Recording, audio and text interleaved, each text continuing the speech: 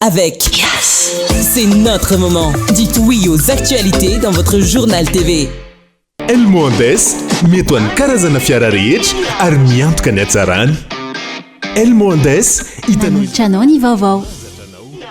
Vaolinna vaovao be. Vaolinna manolotra ho anao ny vaovao. Loto ny olanao, vaolinna ampiasaina.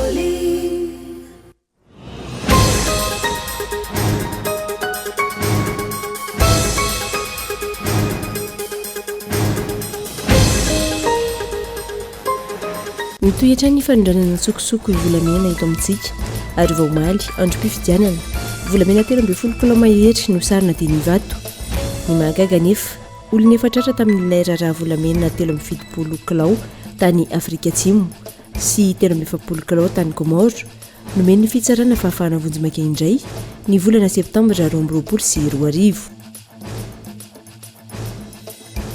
Mampia ihany maro amin'izao fotoana ny fomba fiasan'ny CENI manoloana ny fikirakarana ny voka-pifidianana. Ny CENI izay tsy nahita amteny manoloana ireny tranga mampia ihany andritra ny fifidianana omaly ireny hatramin'ny androany. Raha ny zavan-tranga nandritra ny fifidianana be an-tanàna omaly hitombo ny fitoriana ho eny amin'ny fitsarana misana ny ady amin'ny fanjakana izay fitsarana napaka ny fifidianana be an-tanàna mba isy ny filaminana tokony tsy andany amin'ny famoahana atidy ny fitsarana misahana ny ady amin'ny kolikoly. Raha mpitsizomano ikasika ny morotsiraka i Madagasikara any avaratra antsiranana voalohany ilay rivodoza Tsido feno ny fepetra makasika ny fivadian'ilay andro ratso rivodoza tao amin'ny ranomasimbe indianina matanjaka ny rivotra hoentiny raha ny fanazavana. Any ivelany misy 720 amin'ny zato ny vato azo teo anivon'ny fiaonamben'ny firenena mikambana ny LRB lasa teo mikasika ny fitsara ny ady ao Gaza. Miisa enina ireo firenena nanday izany raha toka firenena 13 no tsy naneho hevitra. Ny antsipirindreo avy hatrany ary.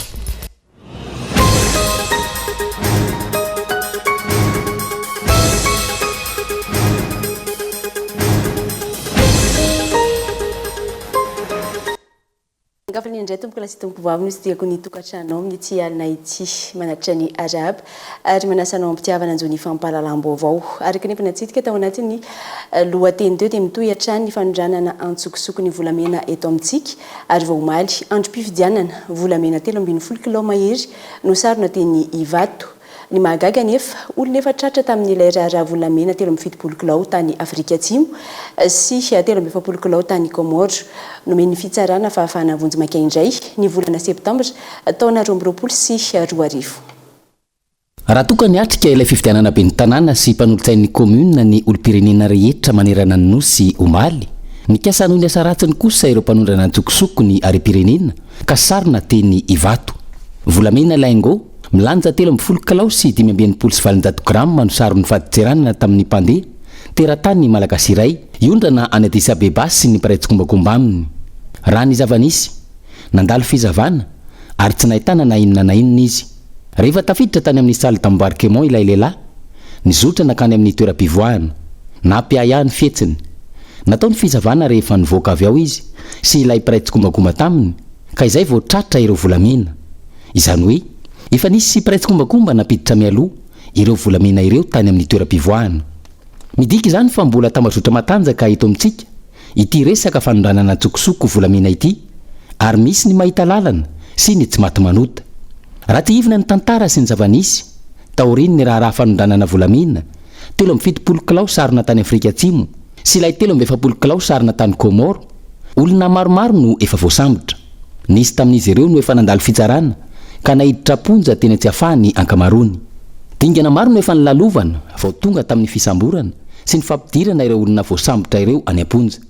Nisy anarana iray niverimberina matetika tamin'ireny fotoana ireny Mohamed. Voatonona matetika ihany koa io anarana io nandritra ilay resaka ny fanaovany ray sahara zay vola tamin'ny ministry ny fitsarana tamin'izany fotoana tao anatin'ilay oronam-peo niparitaka tao anaty tambazotra tserasera. Voaheloka higadra tena tsy afaha io lehilahy io tamin'izany fotoana saingy ny mahagaga rehefa nangataka dia nomeny fitsarana fahafahana vonjimaika izy ny volana septambra 2024. Raha ny loharano vaovao azo taorin'izay nitsoka avy hatrany ary mialokaloka any La Réunion izy amin'izao fotoana kanefa raha ny loharano vaovao azo hatrany dia mbola misy raha-pitsarana maromaro miandry azy eto Madagasikara.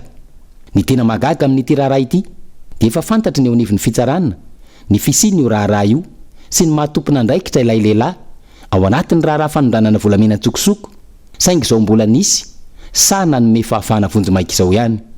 Izany hoe mijanona ho resaka fotsiny ihany hatreto ny nambarany Andry Rajoelina fa ho saziana faran'izay enjana ny olona mpanondrana tsokosoko ireo harem-pirenena. Aizany Bianco sy ny Paky manoloan'izany, indrindra fa ireo mpanao eny tompoko manakaiky ny filoha. Izy ve ny fijerena akaiky ity raharaha fanondranana volamena ity? Ankehitriny aza raha ny loharano-baovao azo, misy olona akaiky ilay lasa nitsoka tany La Réunion, mivezivezy matetika any ary mandeha ny feo fa manohy ny asa fanaon'ilay teo aloha ihany. Misy fanadihadiana misokatra ve manoloan'izany sa avela ho tapitra ny harem-pirenena malagasy? Ireny aza vao maly nandritry ny androm-pifidianana, volamena mihoatra ny 13 kilao no sarona teny Ivato. Ny tratra ireo fa ireo tsy tratra tsy efa matonina ve raha nandritra iny fotoan'ny fampielezan-kevitriny fotsiny ihany? Fa mampiay ihany maro amin'izao fotoana ny fomba fiasan'ny CENI manoloana ny fikirakirana ny voka-pifidianana. Ny CENI izay tsy nahita anteny manoloana ireny tranga mampiay ihany andritra ny fifidianana omaly ireny hatramin'ny androany. Gaëtan Andriatsilafo. Taoriny ny fifidianana feno tranga nampiay tsikaritra omaly nangina tsy nahita anteny tanteraka ny CENI, tsy misy vokatra mivoaka na iray aza. Fanontaniana maro anefa no andrasana valiny amin'izy ireo, toy ny ordonnance feno sampona nahitana anarana hafahafa, lazaina fa tsy misy ray tsy misy reny. Ordonnance nahitana vehivavy iray miteraka 12 hatramin'ny 30 satria mitovy anaran-janaka avokoa. Nahitana olona sady nanana kara-pifidianana ny mbola nitondra ordonnance. Nahitana mpifidy iray kanefa ny anarany amin'ny kara-panondro hafa ary ny anarany ao anaty kara-pifidianana hafa. Nahitana olona tsy ponina amina fokotany iray tonga nifidy tao amin'io fokotany io. Nahitana fitaterana olona amin'ny fiara andeha hifidy mitety bara-pifidianana maromaro. Nahitana olona nitondra bileta efa voasoratra mialoha na précoché.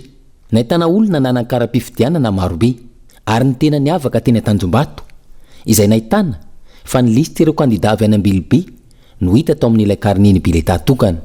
Ny teto Antananarivo renivohitra ireo fa mbola maro ny tranga nampiaya hita tany amin'ny faritra. Ohatra amin'izany ny tao Mahajanga. Tsy androany izay ny tanisany rehetrarehetra fa alao ivoaka ny ataoko hoe ny definitif dia somary anao jeritodika an'izany zavatra zany zay fa efa niarahana lala teo reny zavatra ny tranga teto Mahajanga reny. Mampalahelo reny tsy mampandroso fireneny reny fa zay zany atao aminay dia ho zay hoe manina membotra firenentsika tsy avy mpanohatra mampembotra ara-politika ny firenena. Zay ary mpanohatra raha nitato aminay firaisakina dia nitandro mandrakarivo zay tsy siny korotana sy tabataba ka mahatonga ny olona tsy voakany an-trano ny andeha hifidy satria dia ambany dia ambany be ny olona andeha nifidy. Misy antony io reny tokoa kay le makaleon'ny olona eto Mahajanga ny zavatra toy reny reny sy ny cinéma sy ny any nefa olona makany hoe hitondry ianao mety lany ianao fa fantatrao nampalany ianao dia andry zareo moa zany ka dia tsy vita ny tranga nampiaya nandritra ny fifidianana omaly. Mampiaya ihany koa amin'izao fotoana ny fomba fiasan'ny CENI. Fanontaniana mipetraka maninona no tsy mivoaka eny amin'ny CENI na ao amin'ny tranokala sy ny tambazotra fotsiny ihany aza. Ny valim-pifidianana voaray hatramin'izao 4 raha ty aoriana. Aiza ny mangarahara manoloana ny fikirakirana ny voka-pifidianana? Raha ny zava-misy mantsy samy mamoaka izay manandrify azy ny tsirairay avy sy ireo kandida sasany. Ny CENI ny fototra mahatonga izany. Ny CENI izay nanambara fa vinavinaina ivoaka ampay be maso mialohan'ny fetin'ny Noely ho avy izao ny voka-pifidianana vonjy-maika isaky ny faritra. Mahakasika ny fifidianana izay hatrany dia nanao fanambarana androany tao amin'ny QG tany Toamasina ny kandida Roland Ratsiraka manoloana ny Osoka sy Alabato ny tranga nandritry ny fifidianana kominaly omaly. Tsy mifanalavitra ny Elanelambato fa kosa tsy ekena ny fandikan-dalana toy izao. Nitarika amin'ny Elanelambato mifanakaiky ny kandida larana faefatra raha nambarany ary ny antony mpifidy azy hijoro hiaro ny safidim-bahoaka. Irino Razafy Manana, Kolo Toamasina. Iny fifidianana nitanterahana ny faha 12 volana Desambra teo iny no fifidianana fenosoka indrindra teo amin'ny tantarany fifidianana teto Madagasikara hoy Andriamatoa Roland Ratsiraka androany raha nitafa tamin'ny mpanao gazety tao amin'ny QGN tao amin'ny Société de Jiro tao anatin'ny fahasahiana ary tsy nisy enatra sy tahotra ny pomba ny fitondrana nanao ny fandikan-dalàna. Fenosoka iny fifidianana igny tanatin'ny tantarany fividianana zay natrehanay dia mbola tsy nahita zay fividianana fenosoka ohatrany omaly tegna grave be mihitsiny ary io moa zavatra efa teneniko isanandro satria haiko tsara ny stratégian'ireo orange reo tsisy afa-tsy ny angalabato satria mivahoaka ny Tamatavy fantatsika hoe aiza ny tegna lalana ny zavatra mitranga dia zavatra tegna osoka be fatany tsisy enatra tsisy tahotra ary tegna mahasahy mihitsy zareo satria miaraka aminazy koa le fitondragna manao le osoka sahiragna be zay vatany voamaraina fotsiny dia hitantsika ny andian'olona maro nandeha mifidy amin'ny fokotany chef fokotany mividy olona mahasahy mividy olona devant bureau de vote ary azonay sary huissier nalefanay zay tsy afaka hitondra huissier 300 mba hoe 300 bureau de vote asina huissier daholo dia niezaka huissier maromaro nampiasaigna anananay PV ny huissier ny zavatra rehetra nitranga anananay santonany daholo fifidianana olo fitondragna olo amina bus amina bus mitety bureau de vote ary tegna mampimeza bus na orinasa zay ankaiky ny fitondragna nagnano asa tamin'ny stady le bus mampimesy mampalahelo dia agnatin'izany ihany koa ny bourrage d'urne zany hoe misy urne fantatra zao hoe olona nifidy 200 voaka vakagny 200 ny isam-bato zavatra ohatran'izany marobe ihany koa ny chef fokotany zay nanery olona ifidy tondra karam-pividianana tsy amin'ny agnaran'le olona mazava loatra regny santonany regny zany maro atya dia ny mpitandro filaminana dia nitserona tamin'ny ekipanay ary nanao menace lava hoe ho gadraigna nareo dia maro am'zareo voaterina ndosotra niala le bureau de vote nandeha taty natahotra ny gadraina satria maître Toderno fantanareo fa nygadraigna dia navoaka tamin'ny ala satria efa vita le mission amin'ny fangalaram-bato so ihany amintsika miteny zao dia ny valim-pividianana vonjomaika ato aminay dia mazava loatra zay mitarika ary le mitarika tsy betsaka pourcentage fa atsika mitarika zany zay ny zavatra tsara atreto tsy anaika hatramin'ny farany ny fanaovana osoka sy amboletra amin'ny fividianana toy izao Andriamatorolo Laurent Ratsiraka na dia kely aza ny elanelam-bato raha ny vokatra vonjomaika nivoaka tamin'ny QG ny kandida laharana faefatra mantsy mitarika amin'ny salanisa 770 isanjato ny kandida laharana faefatra Andriamatorolo Laurent Ratsiraka raha toka 570 isanjato kosa ny an'ny kandida Irmara izay nifanandrina nivantana taminy eo amin'ny elanelam-bato mifanakaiky ary efa niteneniko alohan'ny fividianana za dia tsy agnaiky mihitsy firenena tia tsika zanak'Andriamanitra daholy ny akamaroan'olo aketo Madagasikara tia raha madio za anisan'le olo tia raha madio ary miady amin'ny zavatra maloto tsy azo ekegna sanatrian'ny vava io fitarehanay io iova-ndalana ato agnatin'ny herinandro ato tsy azo ekegna ary tsy agneky ary mangataka amintsika menakavy ionantsika amin'ny sabotsy vahoaka ny Tomasina jiaby tsy akanavaka fiarovantsika ny safidintsika zay amin'ny sabotsy après midi fantatro daholo ny zavatra nisy ao ny ordonnance zay milaza zareo amin'ny senia fa hoe ny zavatra navoakany zareo zany hoe tsy haiko na 700 ordonnance igny na firy kanefany ambony latabatra fotsiny io 700 io fa mihoatran'izany dia zavatra hafa ary indrindrandrindra ny olona nifidy mibetsaka ny tety bureau de vote ny tranga hitanay fantatray dénoncegna fa tsy mahazo dénoncegna fa ampitahorana ny olonanay za tsy magneky karahan'izany tsisy dikany malany ana solombam-bahoaka raha ohatra ka tsy hiaro mafy hatramin'ny farany ty fividianana be ny tanàgna zay azonay en théorie tazana teny an-toerana i maître Toderno sy ny mpikambana avy ao amin'ny Mirama ary ireo mpikambana mandrafitra ny vovonana politika Tomasina Mifoa izay ampandany ny Roland Ratsiraka ho ben'ny tanàna ny Tomasina Renivohitra ary nanamafy fa vonona anoiny tolona izay efa natao hatrizay zay lafomba izay hatrany dia tsy anaiko lembinana fa hitaky ny fampanaran-dalàna manoloana ireny osoka sy alabato izay niseho nandritra ny fividianana be ny tanàna sy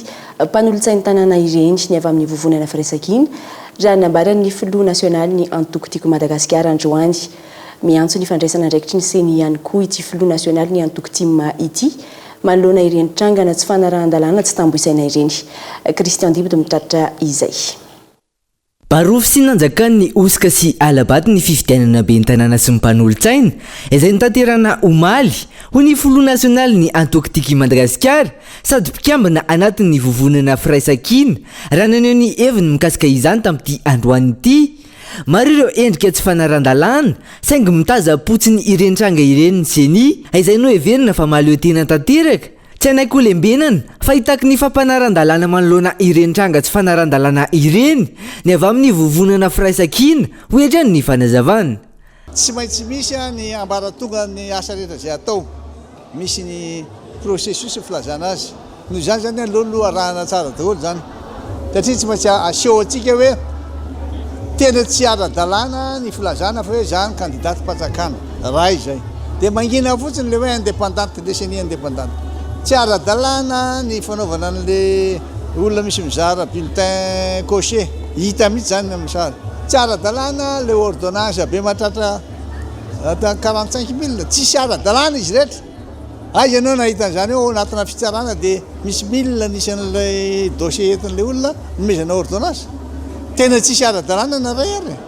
Barofy zany zao mbola hojerevana indray koa dia samborona mata be mahina zao fotsiny le olona. Zany hoe dia ety dia izy nanaiky an'izany nivoaka malagasy fa dia mivaky vavatra amin'ny vazaha hoa. Voahitsakitsaka tanteraka ny lalam-panarenana teto amintsika ary kasain'ireo olom-bitsy tadiavana tombontsoa manokana ny fahantrany vahoaka malagasy raha iny fifidianana be ny tanàna sy ny mpanolo-tsaina iny. Ny osika sy ny alabato izay nanomboka hatrany amin'ny fifidianana filoham-pirenena nitoa tamin'ny fifidianana solombavam-bahoaka ary vao maika ny amafy tamin'ity fifidianana communal ity. Isampaikady maloto tamin'izany ny mikasika ireo olom-pirenena nanao ambiletra hifidy nefa tsy ao anaty lisy mpifidianana. Teo ihany koa ireo mpitandro ny filaminana na hetsika hifidy isaka ireo borao-pifidianana. Teo ihany koa ny tranga izay nahitana ireo andian-jatovo maromaro mifidy amin'ny alalan'ny kara-pifidianana maromaro. Santonana ireo fa maro ireo endrika fangalaram-bato hita sy mibaribary raha ny hita ny mpanara-baovao. Tranga izay tokony anaitra ireo ambaratonga mpitsarana mahefa fa ihany koa ny seni hoetrany ny faneho-kevitra.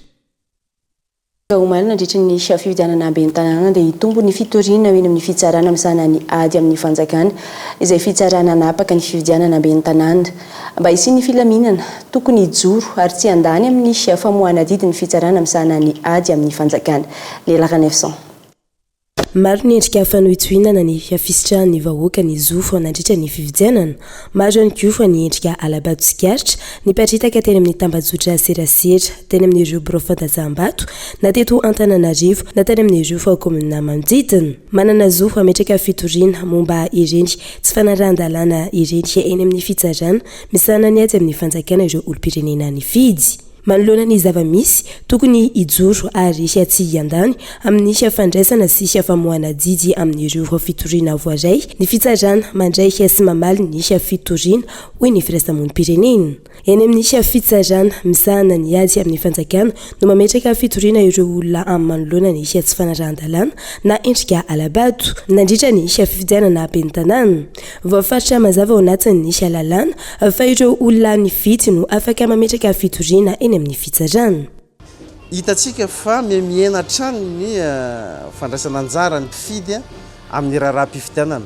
Izany rehetrarehetra zany dia vokatry ny tsy fahatokisana, vokatry ny tsy fampitombambanana amin'ny fikarakarana. Ireo rehetrarehetra hoe zany no mitambatra mahatonga ny olona lasa miena foana amin'ny fandraisana anjara ka anjara ny rafitra rehetrarehetra izay misehatra ny fifidianana no manome proof fa tena ao anatin'ny fangarahana tanteraka izy no manao an'le andraikiny ary ao anatin'ny tsy fitongelana tanteraka satria izay ihany no antoka anankiray ho an'ny mpifidy ahafahany hoe mahazo antoka hoe tena tsy nahodikodina ny vato izay nalatsana.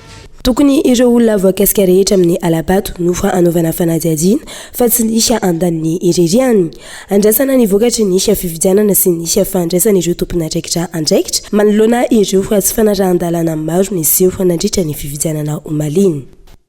Atrany makasika ny fifidianana fa lafim-baovao hafa dia velom-panantenana manoloana ny fisokafa ny base toliara ireo mponina ao amin'ny distrika ny toliara faharoa amin'izao fotoana. Isan'ny andrasan'ny maro ny famoronana asa entin'ny orinasa ka nanamafy ny fahavononany amin'ny fiara-miasa amin'ny base toliara ireo mponina indrindra ny eo amin'ny commune Antsahany sy Akily Malinika. ankafaliana tanteraka no andraisan'ireo mponina ao amin'ny distrika ny Toliara faharoa ny fisokafan'ny orinasa Base Toliara. Nambaran'izy ireo fa ity ny fampandrosoana azo antenaina amin'izao fotoana izao, hampiasa olona maro ary hanala fahasahiranana amin'ny alalan'ny fiahiana ara-tsosialy. Nanome tsodrano ireo olobe mpisoro mpitan-kazomanga izay mamela malalaka ny herosoan'ireo asa ataon'ny orinasa Base Toliara. Mazoto zahay fagnanakay fa hiasa enany zao sy jalegny ho afaky zahay mpisoro mpitan-kazomanga eto enany zao. Ndray koa hisy mpavandy agny fa tsy regny zay joroana eto. Uma mpisoro ah, olobe mpisoro mpitan-kazomanga. Salama soa ny mpiasa. Zao ho tonga soa gn'asanareo ndragnandafegny ho avy fa angatahiko. Zaho itsipirano azy hazo sakany lavany. Zay angatahiko mangataky sikily ako jeflerakabo tany be magneky. Magnodeja maro anaky tagna tsimira soriky tsy mindry. Vivinonga eo ongongomoly. Zao hitambola aminahy ity. Hazo ngalako hazo pitrampilimena malangy agnotaky koa inareo basy. Zay ombanareo ho avy nareo. Vonina hiara-hiasa amin'ny fitondram-panjakana sy ny orinasa Base Toliara ireo mponina ato amin'ny komina Tsiansia sy Ankily Maliniky eo ny fampandehanana ireo asa fampandrosoana hataony ity kompania lehibe ity.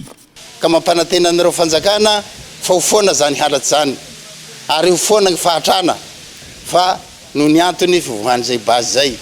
Ka zay raha isorana ianareo Base Toliara sy ny fanjakana foibe io. Mampirisika ny Base Toliara amin'ny lafiny fampandrosoa ary zahay vonina hiaro azy amin'izay fampandrosoa hataony ato aminay. Zahay koa mangataky eto mahakasiky ny resaky sosialy mba tsy tokony hatao tara. Mankasitraka zahay amin'izao fivoahany Base Toliara zao mba hatonga fampandrosoana ho an'ity commune ity. Ary indrindrandrindra fa nitohizany ireo fahasanambo tsy vita, ireo compensation ho an'ny tompotany, zay indrindra no angatahinay aoka ane hirosy tsy hoela fisiany ity orinasa Base Toliara ty. Nankasitraka ny fitondram-panjakana ihany koa ireo sefokotany rehetra ato amin'ny komina Ankily Maliniky sy Tsiansia. Mbola nomafisy ny reto olobe mpisoro mpitan-kazomanga reto sy ireo mponina ato amin'ny komina Ankily Maliniky sy Tsiansia fa tsy namanareo miverin-dalana sy mpisakana fampandrosoana ho an'ny fatratsy marevana sy ho an'ny firenena ray manontolo izy ireo ary efa tsy mahandry intsony ny hanombohany ireo asa ataon'ny orinasa Base Toliara. Nampifatarana tamin'ny fomba ofisialy androany Langogne Energy Drink zava-pisotro mampatanjaka sy nzarain'ny orinasa Aldis eto Madagasikara. Zava-pisotro mampatanjaka sahaza ho an'ny tanora indrindra ho an'ireo tia fanatanjahantena.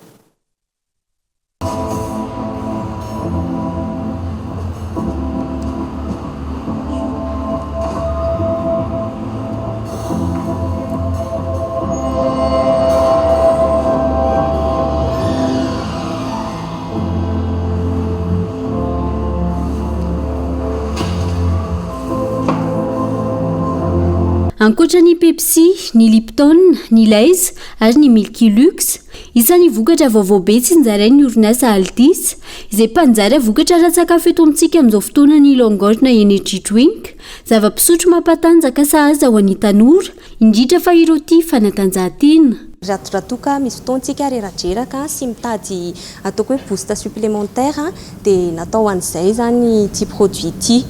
Avany Guadeloupe les produits zany hoe partie tom-tom dia mampiavaka kely azy amin'ny boisson énergisante hafa dia ny lokony aloha izy mena. Raha ny hitantsika manko dia somary mavo daholo ny lokon'ny boisson énergisante hitantsika amin'izao dia izy zany mena ary manome boost immédiat izy raha ohatra ka hoe izay tadiavintsika amin'ilay fotoana mahareradraraka iny. Ho fampahafantarana ity zava-pisotro mampatanjaka tsy nzarain'ny orinasa Aldis ity amin'ny fomba ofisialy araka izany, izy ny soirée karakarain'ny orinasa Aldis ahafahan'ireo olona tonga amin'izany manandrana ny vokatra raha ny fanazavana. Mikasika ny lancement an'ity produit ity dia misy toerana maromaro zany efa partenaire anay izay ho anaovanay soirée mandritra an'ity volana décembre ity dia 14 décembre ao amin'ny chez Papa Isorak, 21 décembre la balançoire Ivandry dia 27 décembre ao amin'ny le Red Net etsy Ambojatovo. dia coup d'état amin'ny 28 décembre amin'io fotoana io zany no ahafahantsika manandrana an'le produit ary isy ihany koa cocktail ho an'izay olona 50 tonga voalohany zany isak'ireo daty ireo any amin'ireo toeran'ireo dia isy cocktail anankiray ho azon'le olona mandritra n'io fotoana io ihany koa dia efa mikarakara izay dégustation mba ho ahafahan'izay olona rehetra tonga eo zany mandritra n'io fotoana io manandrana an'le produit. Efa azo jifainana amin'ireo grande surface sy station service ary any amin'ireo toeram-pisotroana sy toeram-pandihizana maro samihafa eto Antananarivo amin'izao fotoana ity zava-pisotro mampatanjaka longorna ity raha toa ka hiparitaka tsy ho ela manerana ny Madagasikara raha ny fanazavana hatrany.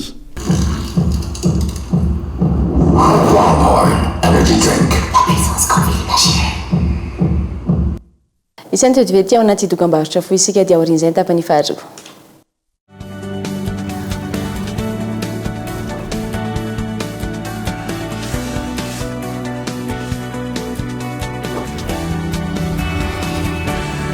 Efa ela nanasako lamba fa ity vovon-tsavony Pauline ity rafa mihitsy kely fotsiny ane dia efa ampy e. Way, ary tena mandroatra be malefaka ery lambo tsy mila mikosika be akory sady tsy manimba tana. Pauline 80 formule matanjaka miaro ny loko mampangirana sy manamanitra ny lambanao mandroatra be mahavita lamba betsaka sady manitra. Pauline anitra vaovao floral sy exotique afaka nadiovana fitaovana fa ihany koa toy ny fiara fitaratra lovia atrikaro. Pauline vaovao be floral exotique lavande original loto ny olanao Pauline ampiasaina.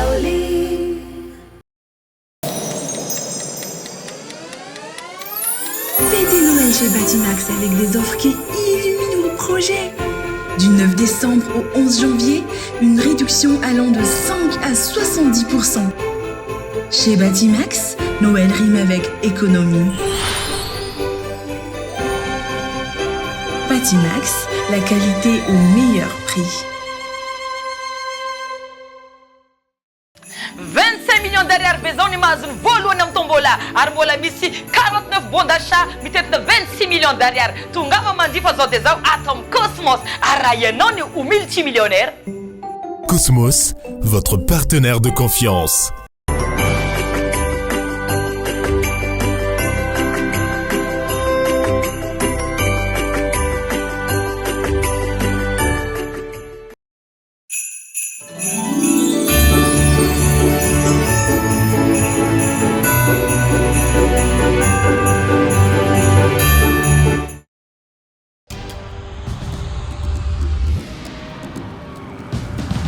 Tsika miara-miketrika ilay ho avy mamiratra miara-manorina mamorina tsy hijanona tsony satria efa hainao fa tsika tanora no tompony ndao ifandray hitady inspiraka vaovao hanoratra ilay teizy vaovao mety amintsika afaka mamorina maneho ny maizy atsika efa aty amintsika zao ny baolina tsisy anakantsika satria isika iray mifandray miara-manokatra lalana vaovao ka tonga le fotoana zao dia zao ndao falera Thelma miova ho Yas.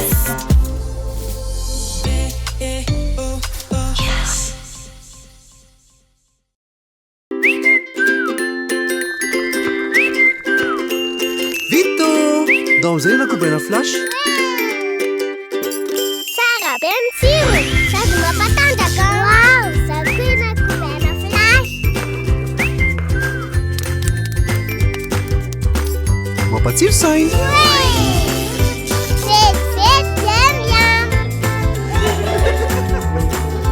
Kobaina flash notovonan-tsoa misy vitamina 5 sy sira mineraly ny fosana iray 5 vita ionio vokatra vaovao nutrisance. Kobaina flash vete miam. Avec Canal+, chaque jour est une fête. Allons-y. Jusqu'au 31 décembre, réabonnez-vous vite à votre formule actuelle et bénéficiez de 30 jours à tout Canal+. Et oui, un feu d'artifice d'émotion vous attend sur les chaînes Canal+ Ciné, Novelas TV et Novegas. Vivez des événements sportifs inédits avec la Ligue des Champions, la NBA, les sports de combat et sports mécaniques, sans oublier les dessins animés pour petits et grands. N'attendez plus! Réabonnez-vous pour avoir 30 jours à tout Canal+.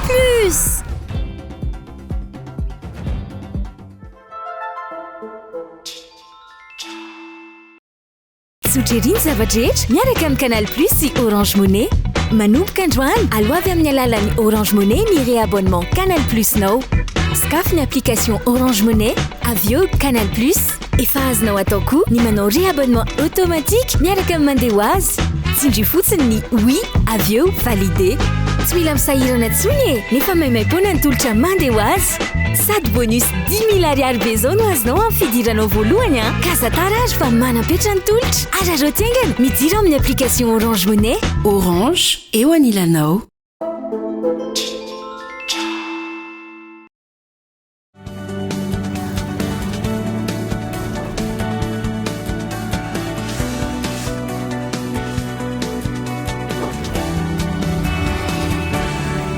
Taverina somatsara tao anatin'ny tapany faharoa toizantsika avy hatrany dia lafinjavatra maro no mila jereny mpitondra fanjakana raha tiana ny ampiroborobo'ny famokarana amin'ireo faritra marefo vokatry ny fioavahan'ny toetry ny andro hoy ny tompona andraikitry ny tetika mihonjo tamin'ity androany ity. Voasingana manokana amin'izany ny faritra atsimon'ny Madagasikara izay tokony aleo tena ara-tsakafo raha misy izay tetikasa maharitra ampiroboroboana ny fambolena any antoerana izay. Teboka maro ny mila atsaraina raha mikasika ny teknika mpambolena sy ny famokarana ho an'ireo faritra marefo vokatry ny fiovaovan'ny toetrandro eto Madagasikara amin'izao fotoana. Hoy ny tompona andraikitry ny tetikasa mihonjo tamin'ity androany ity. Tsy vita ny tetikasa iray ny fanarenana ny siam-piveloman'ireo mponina indrindra ireo any amin'ny faritra atsimon'ny Madagasikara fa ilaina fandraisana anjara an'ireo sehatra isan-tsokajiny. Iny maromaro ny teboka tsy maintsy atsaraina misy efa fomba fanaondry zareo taloha ireo zany mponina matomba lao foana ry zareo dia efa résilient ny tena ireo mponina ireo e fa tsy mitondra satria fa tonga le choc dia milatsaka izy any vulnérable foana dia izay le teny monsieur le ministre hoe misy modernisation tokony ampidirina na le semence ampiasainy na fitaovana ampiasainy na ny teknika ampiasainy dia mila miova daholo reny dia reny no tsy ny tena hoe atsaraina intsony fa tena efa entin'le ministère le izy efa appliquena zany zay zavatra zay fa ny atsaraina angamba raha resaka hoe ahoana nazaona résultat tsara dia hoe le tetikasa maro be le miasa any atsimo tokony miadopte an'izay approche zay koa mifanampy satria tsy vitana projet iray le izy. Tsy tokony atehatra amin'ny fanampiana fotsiny avy amin'ny fanjakana ny mponina any atsimo fa tokony amokatra ihany koa raha mazava ireo tetikasa entina ampiroboroboana ny siam-pamokarana hoetrany ny fanazavana. Marina 235 communes ny raisiny mionjo 3 régions PDB zany tsy vitany mionjo rery zany io zavatra io.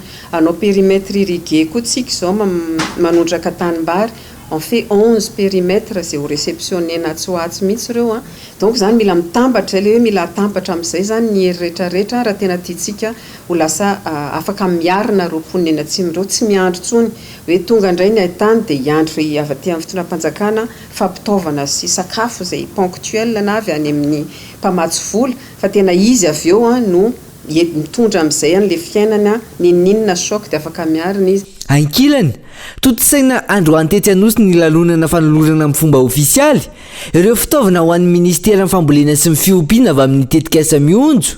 Fampitaovana izay natao anampiana ny fanaraha-maso ny fivoaran'ny famokarana any amin'ny faritra atsimo sy ho fanaraha-maso akaiky ny zava-misy any an-toerana raha ny fanazavana.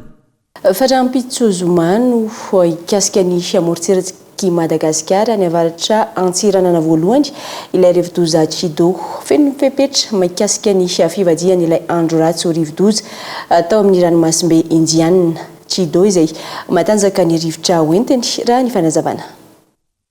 Atanjaka ilay rivodoza Tsido hiditra eto Madagasikara raha ampitso izay rivodoza voalohany amin'ity tampahavaratra ity hirany tombany eo anivon'ny foibe famantarana ny toetry ny andro ao avaratry antsiranana voalohany no idiran'ilay rivodoza Tsido na raha imaso tao amin'ny ranomasimbe indiana io feno ny fepetra mikasika ny fivadian'ity andro ratsy ity ho rivodoza izay nosokajiana ho cyclone tropical intense na rivodoza mahery vaky amin'izao fotoana raha ny tatitra.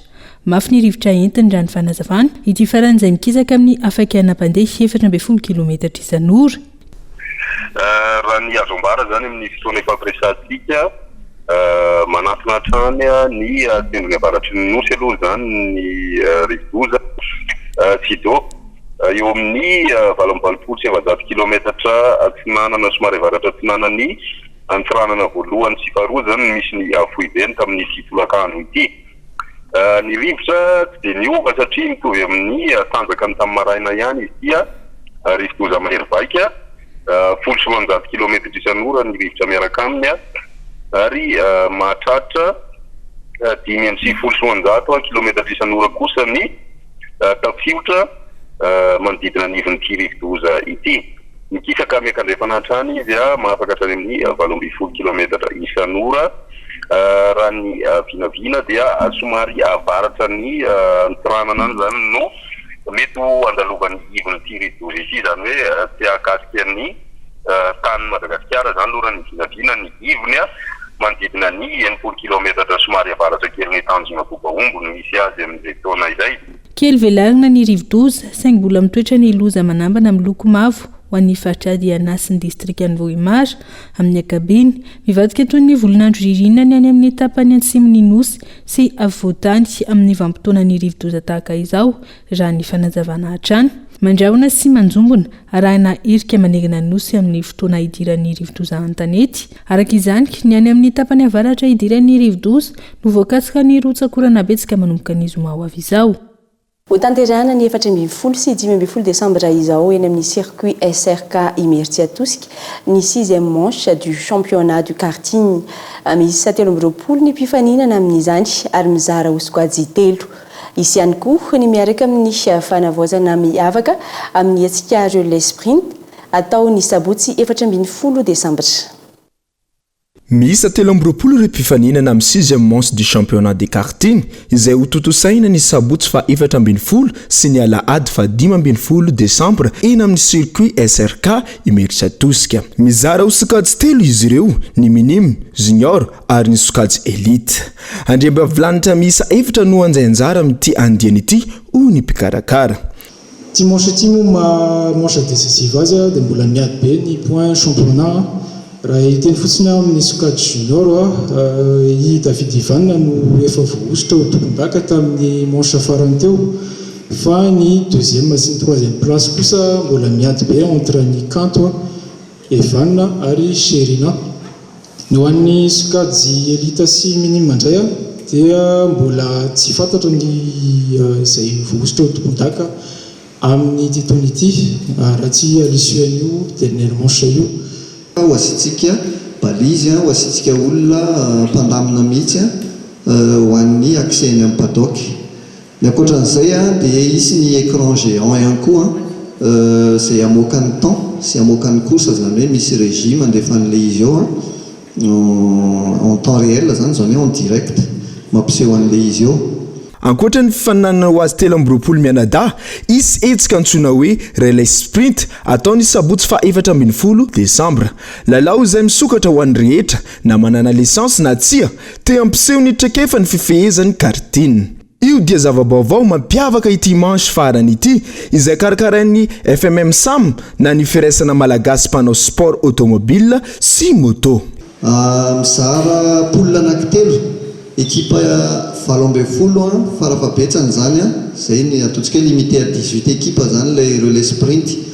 Ny équipe anankiray dia tsy maintsy misy mpandray anjara 4 farafakeliny, dia ny asabotsy manomboka amin'ny 6 izy io no manomboka zany misy ny atao hoe manche qualificative 45 minutes les manches qualificatives karting enina ny mandeha eo tsy eo amin'ilay piste de location mandeha le endurance fa eo amin'ilay grande piste, tsy le izy roa mitambatra ihany koa fa le grande piste nahazatra taloha zany eo no mandeha ny le relais Rotax azafady Sodi RT10 vao tonga voaingana mihitsy izy io, dia anakenina mandeha eo misy transpondeur ohatrany amin'ny compétition Rotax mihitsy izy io, dia zay mahavita tour be indrindra zany no mandresy.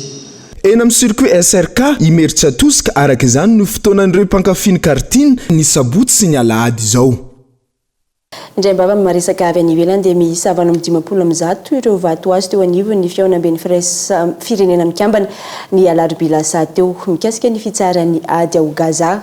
Misa eny ireo firenena nanda izany raha toka firenena 13 tsy naneho hevitra tsy aivina fa ny faran'ny volana novambra teo no nampiasa ny droit de veto ny États-Unis hiarovana ireo israeliana izay nanao fanafiana atao amin'ny faritanin'ny Palestina efa ho eritaona izao. Atreto klasy tompo vavy ny fiarantsika tamin'ity alina ity isorana feny ianao nanjohitra amin'ny farany mbola manome fotoana eto ny tenako sy ny ekipa ny fampahalambo avao amin'ny ragnopitso amin'ny ora mahazatra veloma tompoko.